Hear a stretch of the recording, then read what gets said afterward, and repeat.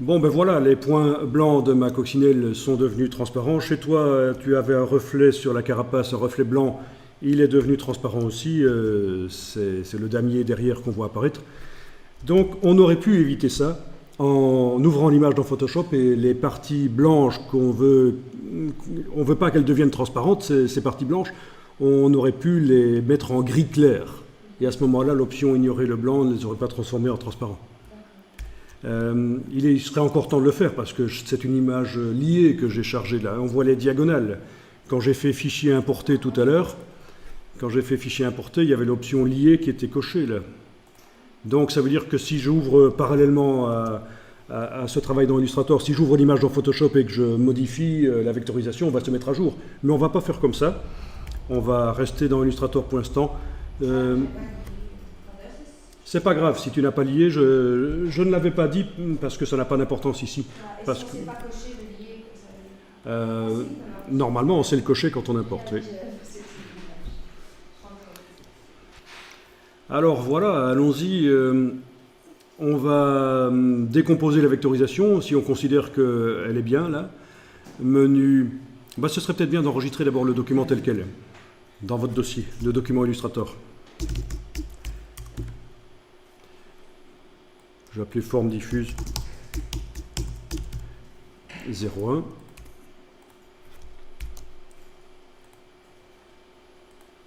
Voilà. J'enregistre une seconde fois forme diffuse 02. Donc je suis prudent. Hein.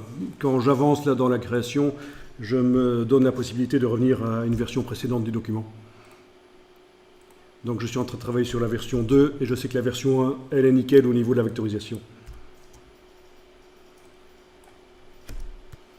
Alors on va décomposer la vectorisation, c'est-à-dire on va voir apparaître les vecteurs. Parce que si vous allez maintenant dans le menu affichage tracé, commande Y ou CTRL Y sur le PC, mais vous ne voyez pas de tracé en fait. Hein. Il n'y a qu'une image avec une vectorisation qui apparaît. Voilà, revenez en aperçu, en aperçu, une fois que vous êtes allé en affichage tracé. Donc on voit le résultat de la vectorisation, mais on n'a pas accès aux vecteurs.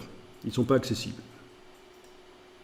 Je vous rappelle que vous avez ici un petit œil dans le panneau vectorisation. Si vous cliquez dessus, vous voyez l'image d'origine. Et donc vous pouvez apprécier que notre image d'origine n'était pas extrêmement précise. Il y avait des artefacts JPEG, de la compression JPEG visible sur la couleur. Tout ça disparaît lors de la vectorisation, c'est nettoyé. Donc c'est pas mal.